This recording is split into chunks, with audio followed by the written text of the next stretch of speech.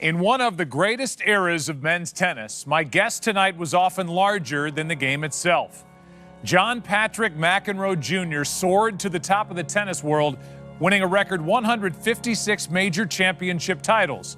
He's a 17-time Grand Slam champion, a 5-time Davis Cup winner, and his single-season record of 82 wins and 3 losses still stands as the greatest in the open era of men's singles tennis. But before he was inducted into the International Tennis Hall of Fame, did you know he attended his first Grand Slam as a ball boy, developed a love for art and opened his own gallery, and became the lead singer of a rock band? Tonight, we'll learn what makes this undeniable icon who he is. A man who once said, "Everybody loves success, but they hate successful people." Please welcome tennis legend, John McEnroe.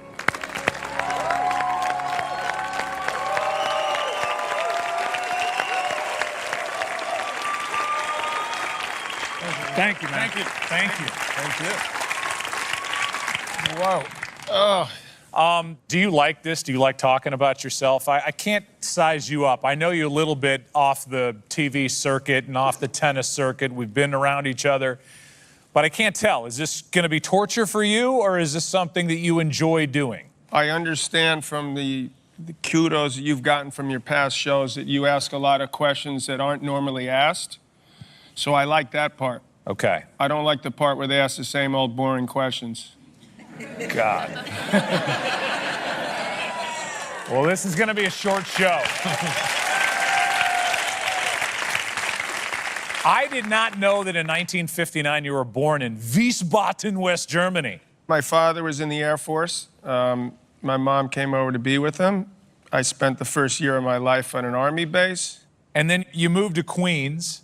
Queens is I think of you, I think of Queens. I mean, not just because that's where your childhood was centered, but you've got the U.S. Open right there in your home borough. For sure. It's a different environment than almost any place in the world. You sort of have to fight for everything. You can be from the airport, you get in your car to your home, and you're in shouting matches or screaming and yelling at a bunch of people. So when I grew up, that seemed normal to me. When you were 4, your dad, I guess, was tossing you a ball, and you were hitting it, and some older lady, shall we say, walked by and asked your dad or someone in the group, "Is that a little boy or is that a midget?" There was a natural ability and a hand-eye thing and something that is easy for us to now look back on and say, well, he had it from birth. I don't remember not being able to play tennis. I mean, I don't remember the beginning part where you learn. I was always pretty good at whatever racket or whatever bat you picked up. I suppose if you believe it all, I don't know if anyone's read Malcolm Gladwell's book, like Outliers or whatever, for whatever reason, if you believe in this type of thing, I was meant to play tennis. I do want to ask you, though, about your mom, Kay, a nurse, and you know, raising 3 boys and you being the leader of the band there, what that was like for Kay and the challenges that Kay faced raising those boys. The best thing about my mom was that she's an extremely strong woman, and she had high expectations for all me and my 2 brothers. So she was very much behind us. We felt that very much, you know, we felt that she loved us and would take care of us and had our back. But she was sort of allowing me, for the most part, to do my thing, even when I was making an ass out of myself. I mean, it was more my dad that would sort of reason with me and tell me to sort of, you don't need to sort of go there, John, but you're better than these guys. Just go out and play. But, you know, I obviously, the way he said it was, you know, you're better than these guys. Right. You don't need to do that. I read somewhere where your parents told you, tell the truth at any cost. Did you adhere to that? I pretty much did, you know, and it did cost me at times. You know, I feel like you held those around you to a very high standard. And if they didn't measure up, you were going to let them know about it. I love the way you put that, Joe. I think that my parents were very much behind me.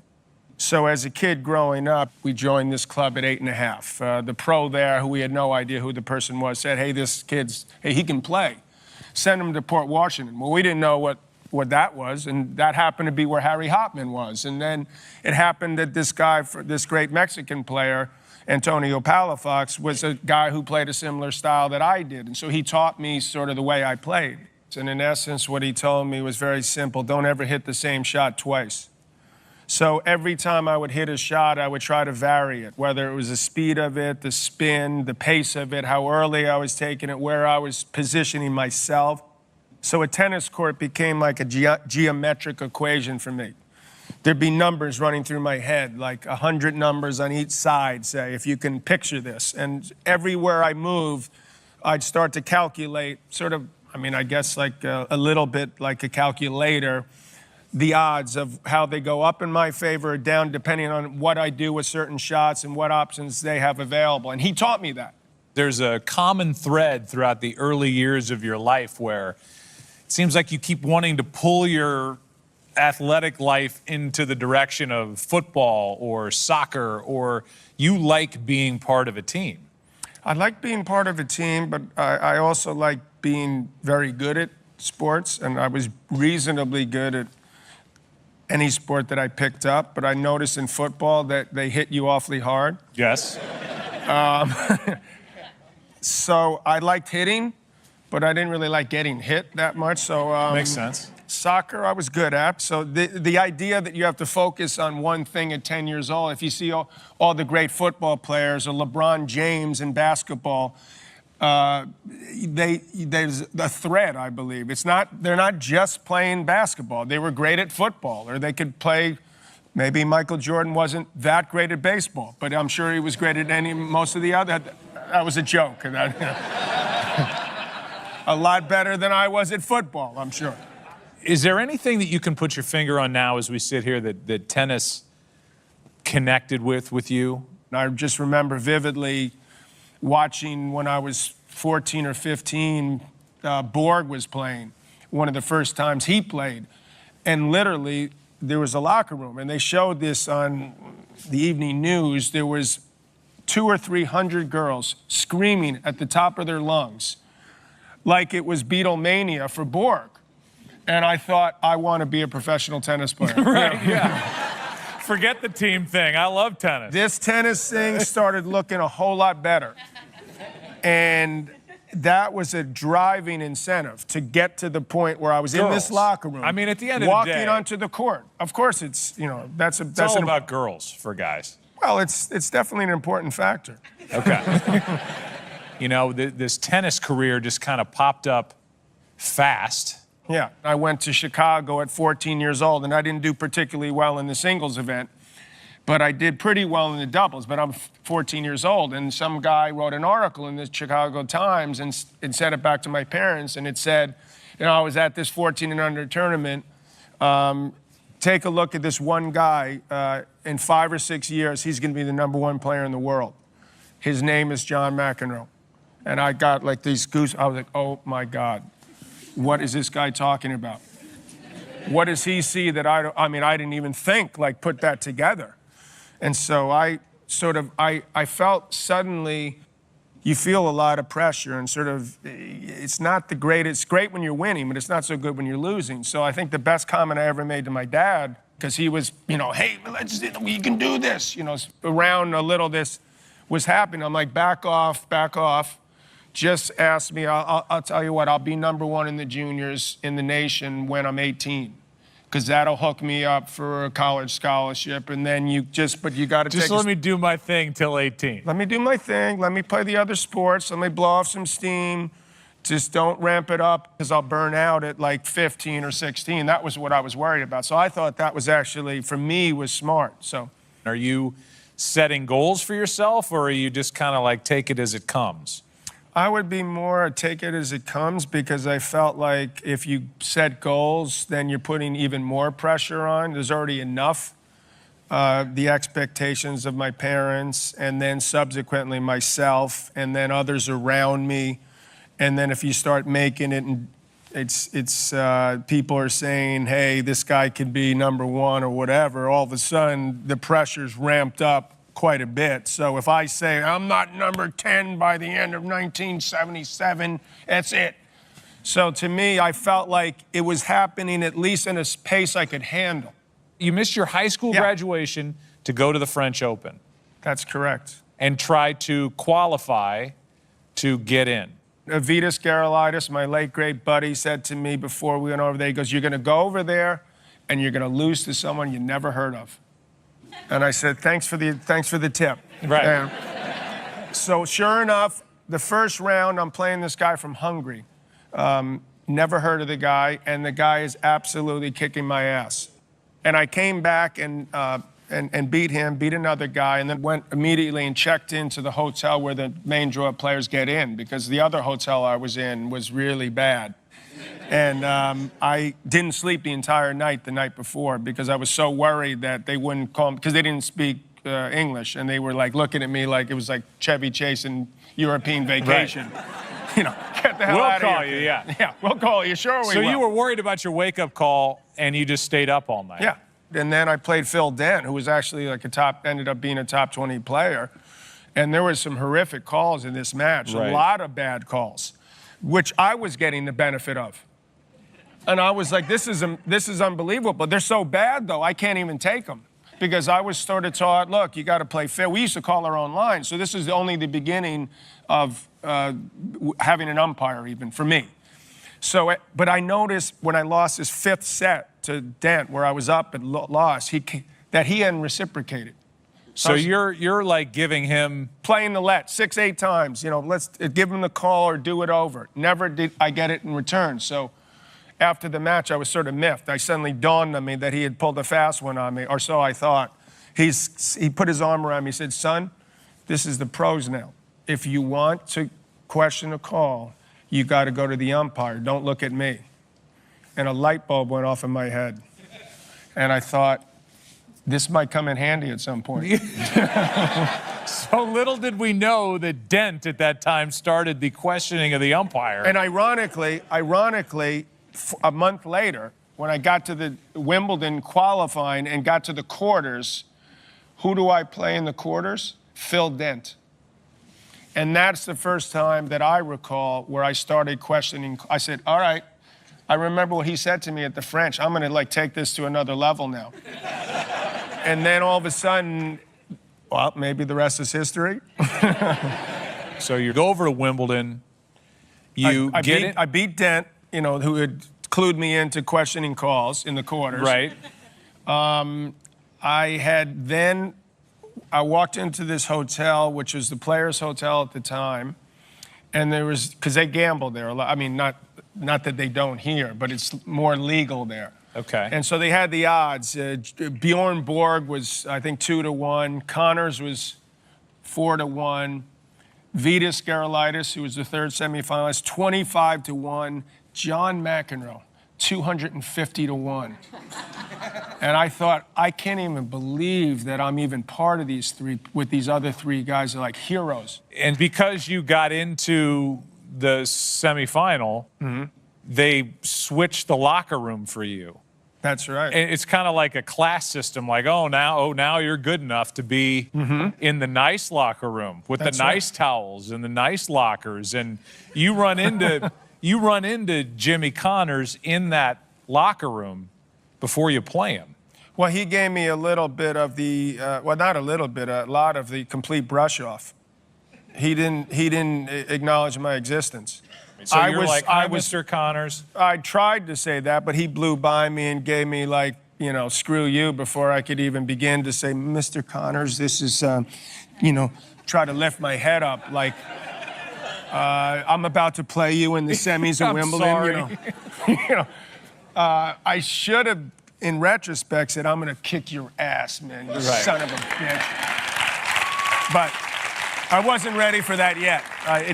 It took me a while to get to that point. But at the time, it was overwhelming. I had never played on center court. I'd been on the outside courts, and I was on the second stadium, court 1. So all of a sudden, I'm literally, my legs were shaking when I started that match.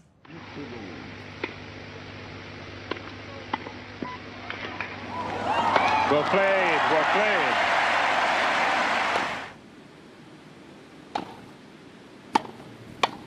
Oh, that's a beautiful shot.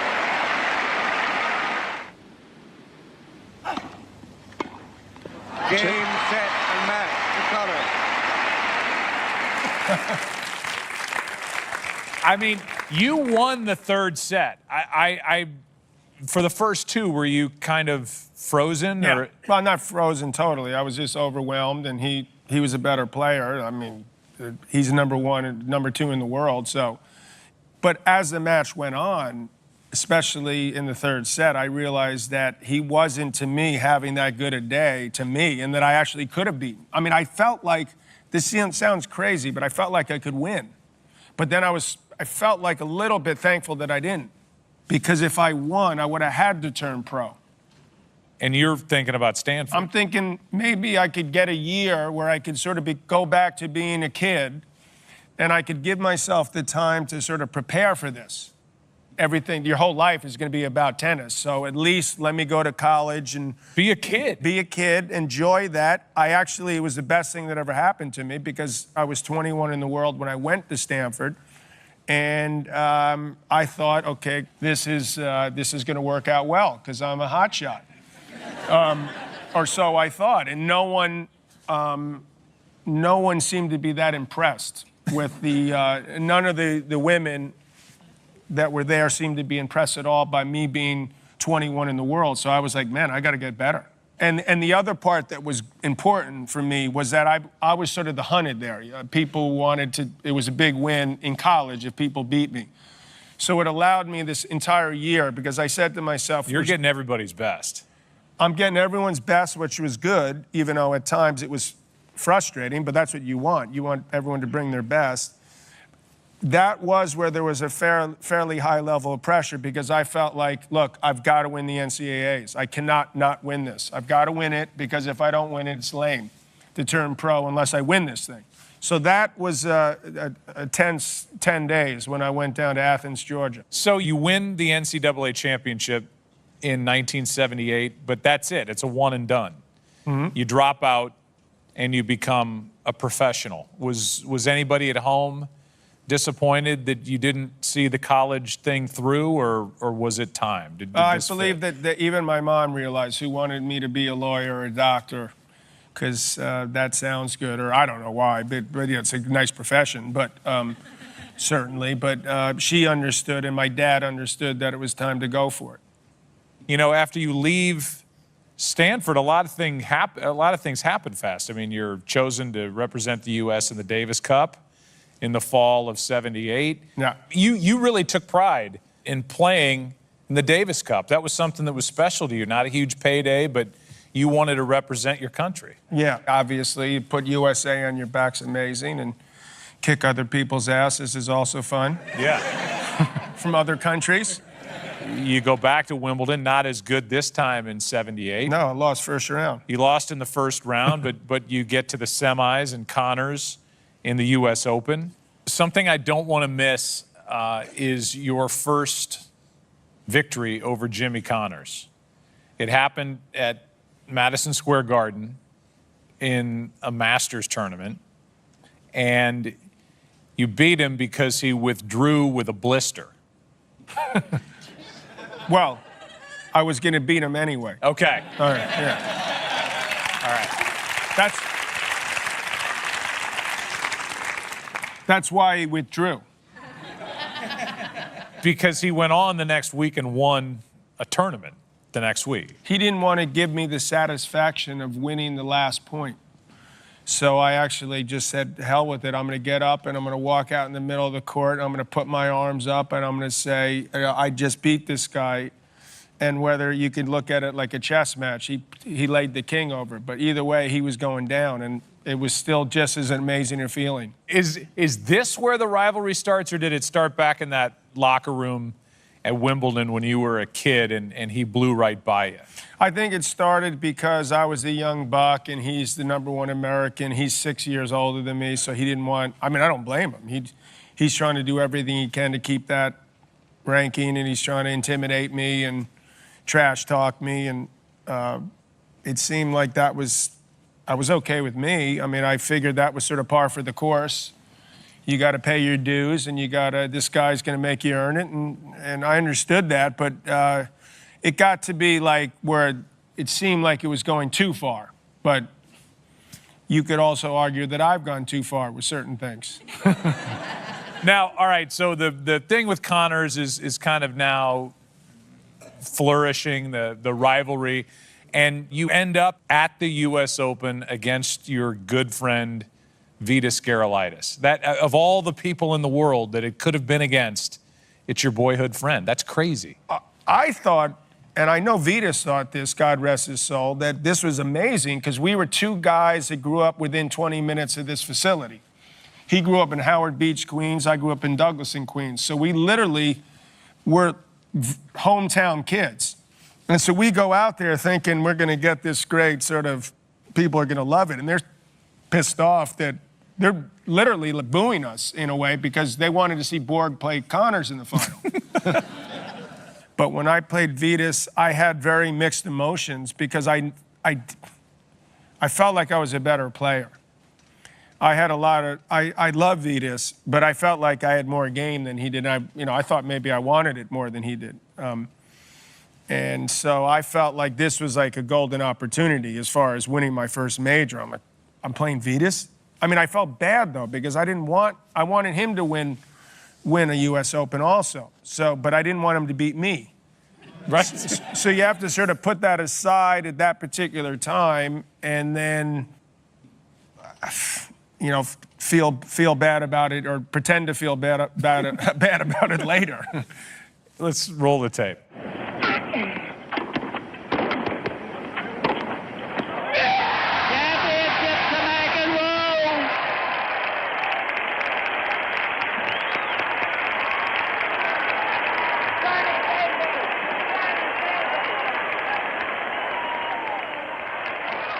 There it is, your first Grand Slam title.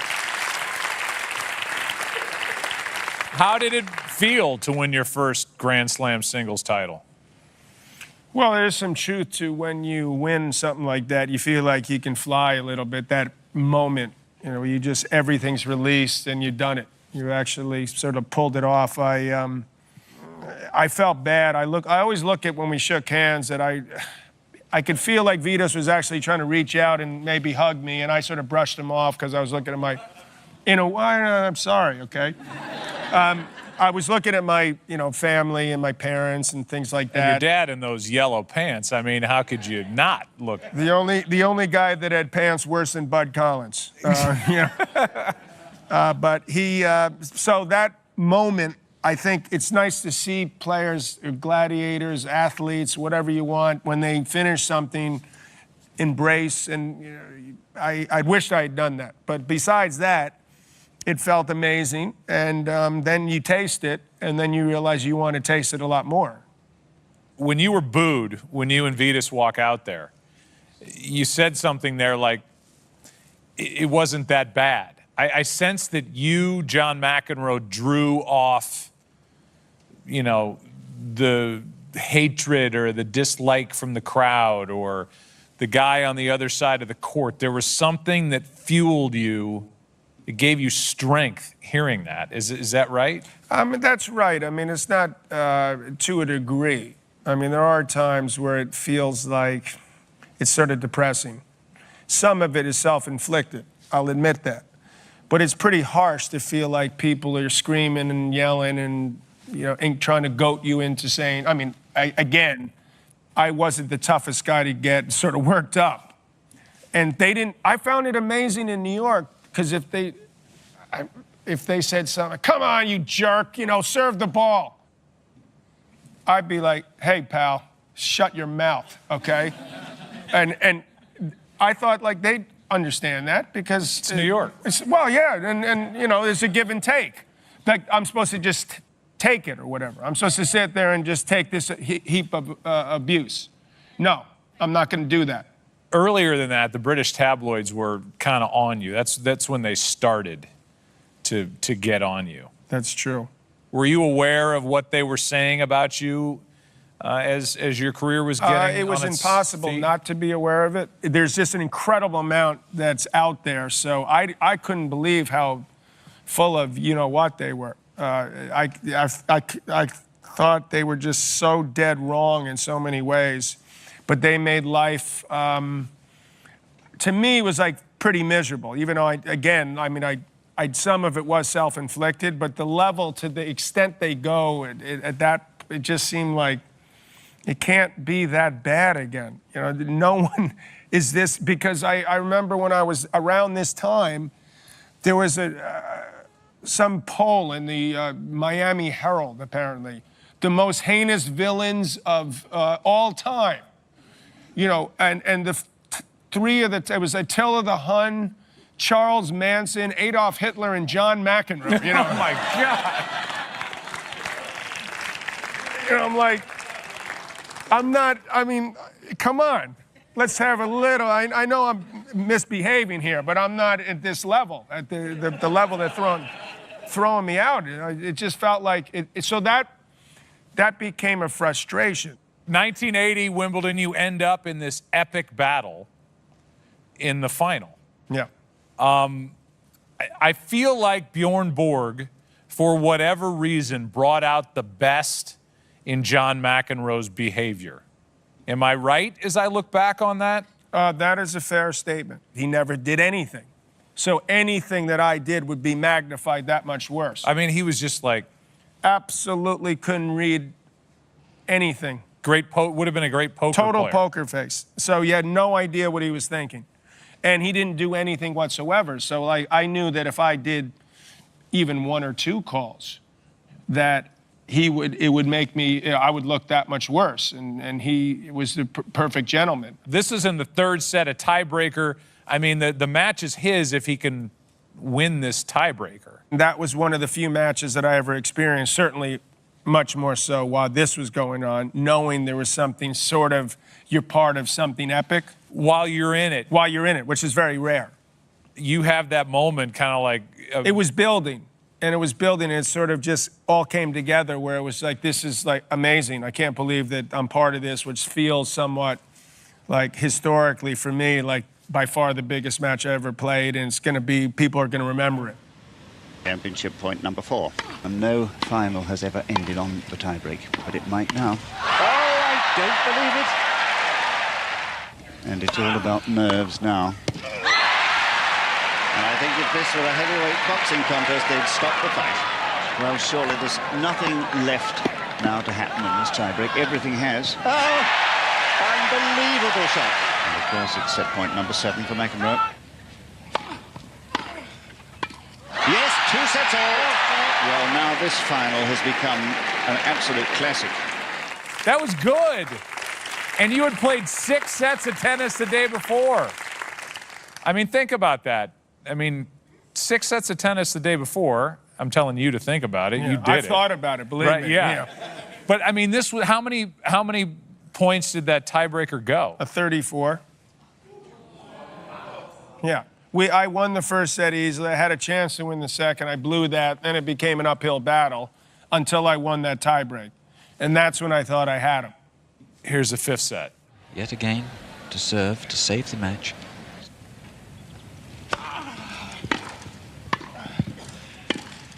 That's it. And the sad McEnroe, there's his father in the white cap. And he can be proud of his son, who has given his all here today. You're getting awes.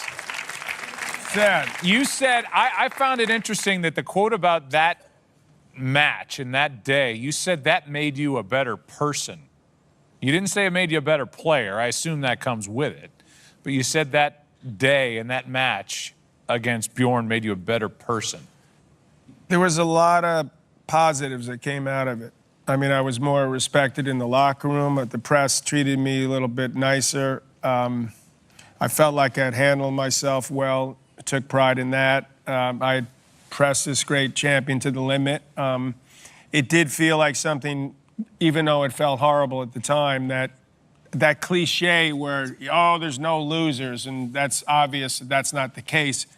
that's close to it ever feeling like that was the case. Like I felt like a winner, that I had lifted myself up a notch or two in that one day. So then did that change your approach going into 81? Did you take it more seriously? Was there room to take it more seriously? I mean, I obviously, whenever you match up against people and you see how or why you came up short, you realize you have to add more to your game, whether it's in terms of fitness, in terms of heart, in terms of will, in terms of, preparation. So all those things come into it when you realize if you really want to be there's one thing to be like a great player, and there's another thing to win a major, and then there's a whole other level to do it multiple times. And that's the part where he taught me something that match. I couldn't believe that he wanted it still that bad. So 1981, back at Wimbledon. We've just seen this heartbreak, and you're leaving it all out there on the grass. And 1981, the first clip we'll show is the "You Can't Be Serious" clip. The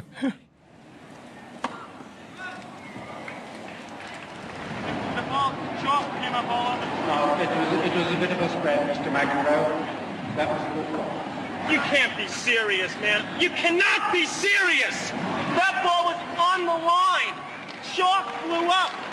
It was clearly in. How can you possibly call that out? That he's walking over. Everyone knows it's in this whole stadium, and you call it out? You guys are the absolute tits of the world. You know that? I'm going to award a point against you, Mr. McEnroe. I mean, how many times do people like yell that to you at Starbucks or what? I mean, do you get tired of?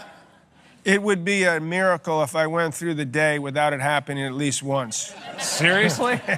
My dad would always say to me, because he was my manager too, he said, look, if you're going to get mad at them, if by some chance you do, which I don't agree with you doing, but if you do, don't curse. So I held to that early on. That saved me. That's why I said those stuff like, you cannot be serious, and you're the pits of the world, and you're an incompetent fool. It was the lawyer and my dad that would make sure that, and he goes, there's nothing they can do. If you say that and don't say like, fuck you or something, you are golden. It's like a mental challenge for you to not curse. Yeah, it is doable. You just have to, Set up the final for us. I mean, you know, here's Bjorn Borg going for number 6 in Wimbledon. Well, I had gone through sort of, this was just, if I didn't win this, I mean, I said to myself, if I win this, I ain't never coming back. That's Really? it. That's it. I've had it. This is bullshit. Well, you were booed walking out onto the court. I don't recall that. Okay. Well, I'm also playing Bjorn Borg. I mean, it's who's beloved. yeah. I mean, it's not easy to match up with him. Understandably, I understood that, and I had acted, inappropriately, and so it got to the stage where just the karma of the whole thing seemed extremely negative. So I had to sort of work myself into a state where, despite my antics, I still had a job to do. I got to win this thing, and then they can tell them, they can go screw themselves, and I ain't coming back. But first I got to win it, or else it's sour grapes. I can talk all you want, but if you don't win it, bad thing. Got to win it. McEnroe yet to win a Wimbledon singles title, but yesterday won the doubles with Peter Fleming. Advantage, McEnroe. 5, please.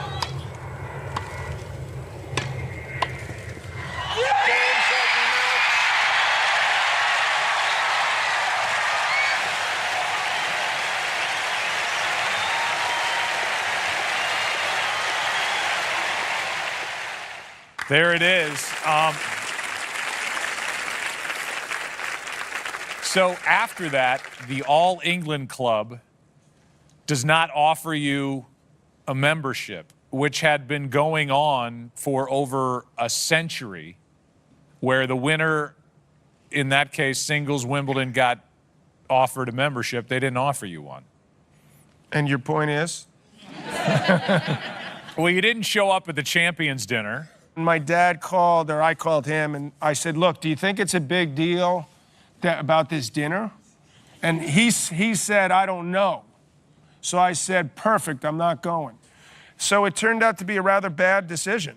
That didn't go over well? That the champion wasn't at the Champions Dinner? I can't imagine that not working out. It didn't go over well. I should have probably, I underestimated how badly it would go over. So the next morning when I came out to go to the airport, there was like a bunch of paparazzi right outside my door, and I'm like, uh-oh, I think maybe they thought I should be there.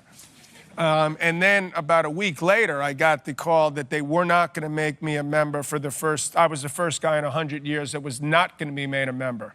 So did that make you mad, or did that hurt you? Or did you care? At the time, I told them they could kiss my ass. So it was, again, sort of me, you live and learn, because I realized that there's something that's tremendous about tradition. There's something magical about Wimbledon. So I ate some humble pie, which I deserved to, and tried to figure out a way to make it like we could work together, which I think we were able to accomplish over the years. We have these quotes on the wall for every guest, and it's also over here. Yes, I know. I thought this was another one. No, we can only afford one. But I love it. Of all the quotes that we've had up there, this one just speaks to me. I think it's quintessentially you. Everybody loves success, but they hate successful people.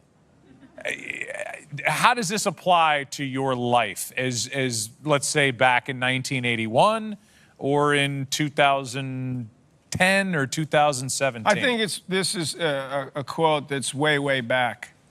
It was applied to me. That was something that, particularly when you're a young person, people have a much harder time accepting, especially if you shove a pie in their face while you're kicking their ass. Right. You know, people don't like that, which I totally understand. So, you know, the payback comes, you know it's coming at some point. They're going to wait for years before when you start coming down, they're going to come. And so you got to expect that. We've talked so much about the Connors rivalry. 1982, you're in Chicago at the Michelob Light Challenge. Whoa. Do you have tape of this? Yes. Oh, God. Let's roll it. Well, not smiling anymore. I think, though, you know, as much as anything, he just climbed over the net. Well, he complains about directing this at McEnroe. That's right.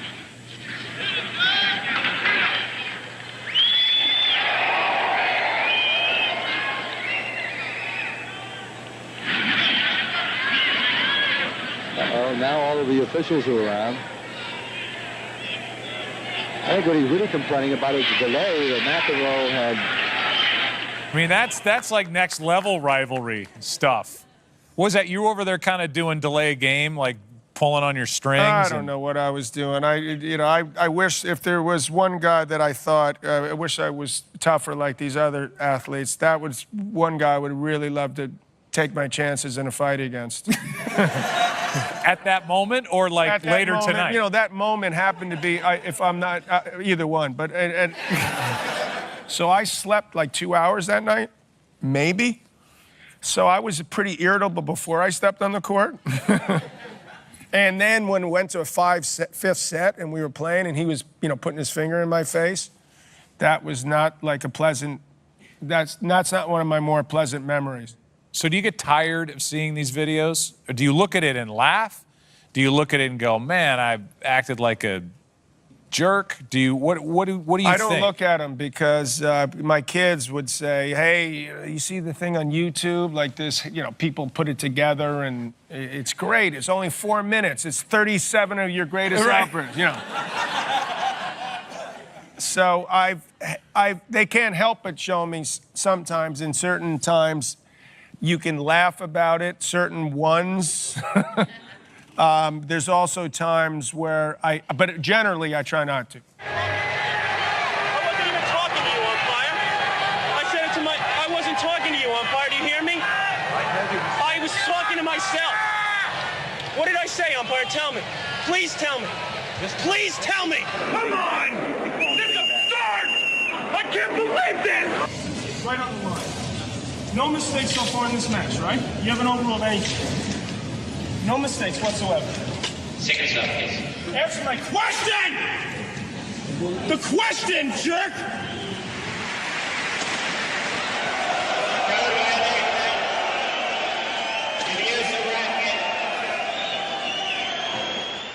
Do you hear the crowd kind of egging you on?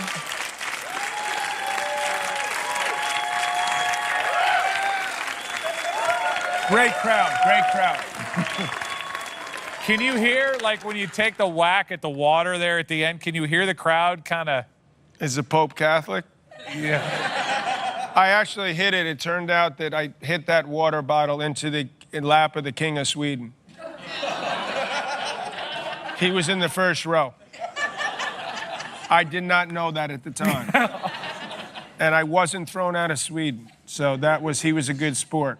But I felt like you were able to channel it, right? I mean, I felt like you used a little bit of it as power and a little bit of intimidation factor. And there was a side to your game where I'm not used sure that. where I was intimidating people in a way. I mean, you could enlighten me if you care to. How was I intimidating people? If you're talking about the linesman or the umpire, or are you talking about the player? I'm thinking if I'm playing against you and you're this volatile guy over there, I would imagine there's a little bit of intimidation factor in there. No, you don't buy into that? No, no, I don't. To me, if someone was doing that and I was playing against a guy and he was acting like a complete ass, assuming that that's what they're thinking, and that he's intimidating the umpire, I would want I'd want to beat this guy that much more.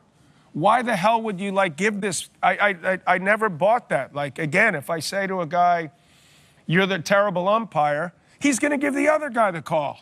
You just go, smooze the guy a little bit if you're the other guy, and you'll be golden. You can't. So I disagree. You can't intimidate an umpire into maybe getting the next call. If I go to an umpire and I go, you're a fucking asshole, okay? Yeah. Do you think the guy's going to give me the next call because I just said that to him? I mean, I don't get where the connection, he just called me a fucking asshole. I'm going to give him the next call. Okay, I say I don't want that to happen again because I was embarrassed because this left-handed guy with a headband and frizzy hair just embarrassed me in front of my grandma, who's so excited that I finally get to referee this match at Wimbledon center court, that the next time I'm giving him the call because I don't want to be called a fucking asshole by the guy who's throwing his racket around.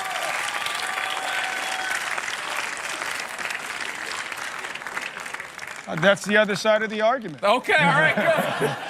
Agree to disagree. Yeah, I can see that side. I can see. I'm not, I won't even argue that. 1983 Wimbledon, you lost one set that entire sitting at Wimbledon. That year, you were so well behaved. I wonder, you were, that the press over there called you St. John. Here's the big reversal, and now we see the... And I became a member of Wimbledon. See that? St. John becomes a member. See that? I got 2 years later. Why was 84 so good for you? You have that 42-match winning streak, and I mean, nobody can touch you. I don't know, but I felt like I was playing at a level above people, and I felt like it all clicked. That was the best I ever was. I felt like for a moment that I was like, wow, I don't know if anyone could beat me, ever. So did you feel in a way, and maybe this is what Borg felt all those years, or this is what a Tom Brady type player feels? Yeah, I felt it for that year, year and a half, especially. I mean, I had some other moments earlier, but that particular time, I felt I had lifted myself up to a level that no one could deal with. You never won the French Open. No. And you meet Lendl in the finals. You were up 2 sets. I'm sure you can taste victory there. What happened? Why did it fall That would be apart? called, in sports terms, choking. It was extremely hot. I started to get irritable for no good reason, but I still had him by the you-know-what. And I started tightening up, and then I lost the 3rd set, which I probably should have won that anyway. And then I got up in the 4th set. I was up a break, so I was 5 points away from winning it. And it's just put this guy away. But then I managed to somehow snatch defeat from the jaws of victory. You called that your most disappointing That's by far loss. the most disappointing loss in my career, because I actually believed that I could play on that surface. And as a kid growing up, I knew how to play on it. And it wasn't that big a tournament when I first started playing on the Pro Tour. But now everything's magnified with the Grand Slams. They've become bigger. The other tournaments are sort of also rans. But I wasn't taking it that seriously until I realized if you want to be the great of the greats, the greatest, you got to win that. And so the fact that I didn't win it has unfortunately made me, well, fortunately, it's made me more humble. Unfortunately, it's my ranking in terms of all-time greats is dropping. It's going the wrong direction. 84 Wimbledon, you roar back against Jimmy Connors. There's these handful of days where you wake up and the ball looks this big. You know, you're not quite sure, but you think everything's going to go as planned.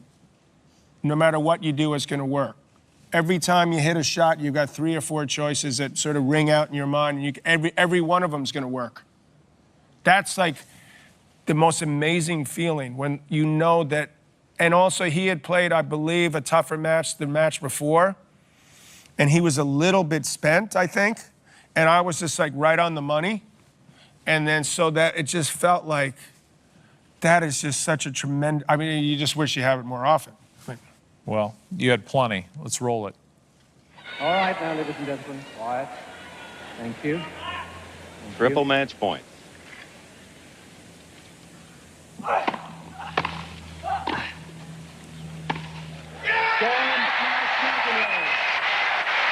tennis genius on this hot England afternoon. 6-1, 6-1, 6-2. The champion is John McEnroe. 6-1, 6-1. Number 3. How good was that moment at center court? Well, I mean, do I need to explain that one? No, I mean, well, kind of. That was sort of where all the work, everything that's sort of, you know, playing 80, 100 matches a year, you try to crystallize it at the right moment. And then it just is the perfect opponent to sort of just squash him to like a little pea. And want to do that. I mean, I know he wants to do it also. You know, what I know of you is that you're a very gentle guy. You're a good husband. You're a great dad. You have that gentle side to you. It seems like a dichotomy. Well, I'm there. like an Aquarius. I'm a lover, not a fighter. I think ultimately. But I feel like people don't really know who you are. Like at this time in your life, you know, you're not only in the British tabloids, but, you know, you're a tabloid guy in New York. You're a New Yorker in the tabloids with stuff that's not just on the court. I mean, it's marriage, it's Tatum O'Neal. We normally don't even talk about husbands, wives. It doesn't matter on this show, but it does speak to the level of celebrity that you had attained. I mean, you had a lot of eyeballs on you. It got seemingly completely crazy. It's why I took 6 months off. And, you know, when my first son was born, I decided that, like, I was tapping out in a way. I'd gone so hard for 8 years that I thought that I'd recharge the battery. Enjoy, like, my ex-wife now, pregnancy, and my son Kevin being born, and come back and figure out how to get myself better. That was the plan. That was in 1986, from February to August of 86, after I'd lost the #1 ranking in 1985, become #2 in the world, to Yvonne, had taken the ranking. I had to get better. And unfortunately, I needed to sort of be humbled, even though I didn't think I was that cocky. people would think you're absolutely out of your mind. He thinks he wasn't cocky or like full of himself. But to me at the time, I needed to be more full of myself. Yeah. I wasn't full of myself enough because I felt like it was so daunting to be like the best ever that I sort of got a little bit nervous about that. And I decided to sort of,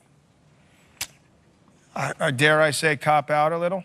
Yeah, but I've heard that a few times in the time we've sat out here, and I'm just wondering if you can look back and realize how great you were. I can realize and feel good about how great I was. Yeah. Thank you for bringing that up. Good. You need to stop apologizing.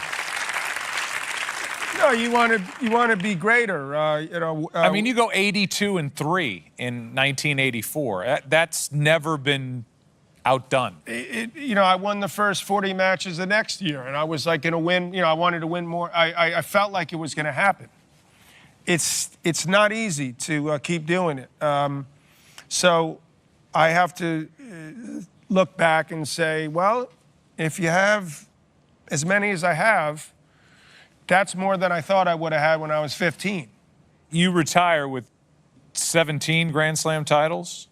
I never retired, but yes, I stopped playing. I never announced. No, but I mean, people have, retirement tours and other things, but I never even announced my retirement. I just stopped playing at the end of 1992. Okay, so you're saying there's a chance. It's looking grim right now. Why not? You just didn't want to put a final stamp on the thing? Martina Navratilova went off on a year tour, and Kareem did that. And, people have their ways. It's whatever way you want to do it. It feels a little weird, like when you do that for me. I get the sense that you're really happy now. You're happy in marriage. You're happy being the father that you are. You're happy with your role as a commentator. You're happy trying to conquer golf. You're happy, maybe looking back on a great career than you might have otherwise been. I'm as happy as I can be. I mean, you always want be better with perfect with your kids and your kids to be happy and healthy. And I've been lucky enough to be with Patty Smythe the last 22 and a half years. So that's good. That is a perfect example of, they say the second marriage is a triumph of hope over experience. I didn't want any part of it, but I recognized when I saw her, I was like, whoa, maybe I have a chance to get lucky and turn this around. So I was able to do that and hopefully be the better man and a good husband for it. Did you have a moment with your late father where he told you how proud he was of you? Yes, he did. He did, he did tell me that. I always felt that. He'd like nothing better, Joe, than to come see me play tennis, even in the seniors. He asked me if I could come to this event, any event, and he was uncontrollable in a way. He'd be telling stories and jokes, and he loved to be. He was great at the center of attention. He was a great man. And always in your corner. He took care of me. He was always in my corner through thick and thin. So he's up there. A couple weeks ago, he passed away, and that's going to have me, I think, take a look at things a little differently, and Joe, appreciate the things that I've done. And you've helped me a little bit with that too, so I thank you for that. So that's great. I'm glad to hear that. You went 20-13 with Jimmy Connors. Where does that stand now, your relationship with Jimmy? And can that, maybe I'm jumping to the second part, knowing what the answer to the first part is, can it improve? Considering you two were so vital to the growth of this sport in its heyday. If he's about to walk out of that door... No, he's not. He's not. If he was, I would stand up and I'd hug him.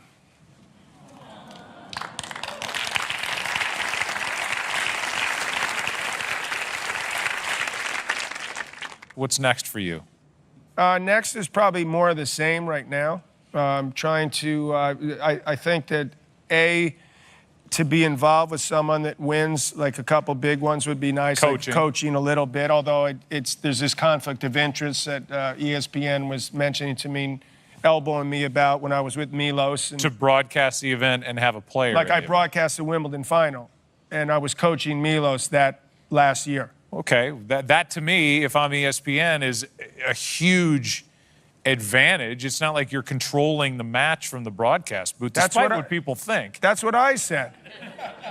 I said this is a good thing for tennis. You know everything about the kid and what he's working on. And even if it is a conflict of interest, God forbid someone would be talking about tennis. I like that.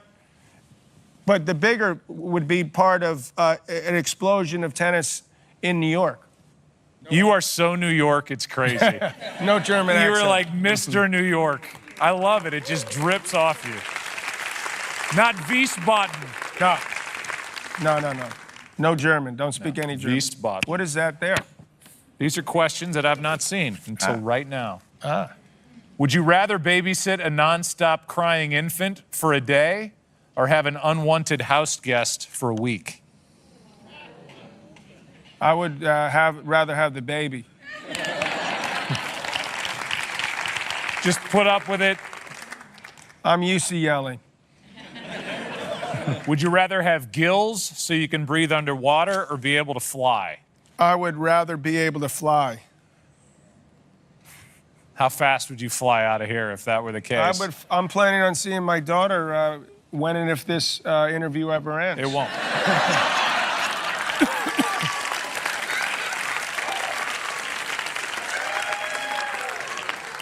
Screw you, John McEnroe. Last question, and then you get to walk. What makes a great tennis player? What makes a great tennis player is, first and foremost, hopefully loving what you're doing and willing to learn from losses and willing to dig in deeper. And it's all about heart, ultimately, and will. And you got to be a good athlete, obviously, in all sports now, but it's what happens in here and what happens right here. Ladies and gentlemen, born in Germany, but from Queens, New York, the Hall of Famer, the great John McEnroe.